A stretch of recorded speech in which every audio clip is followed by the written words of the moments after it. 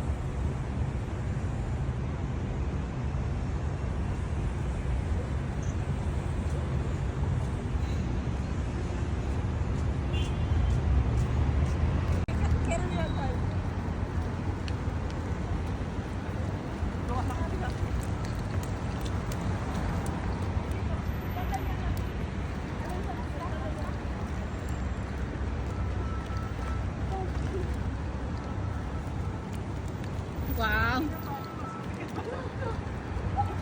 Mga matutulungin!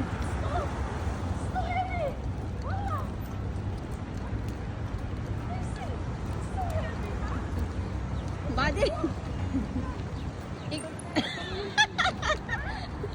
Pwede! Ikaw!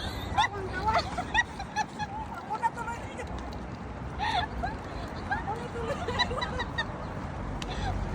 Buddy mo, ikaw ay nabugatan!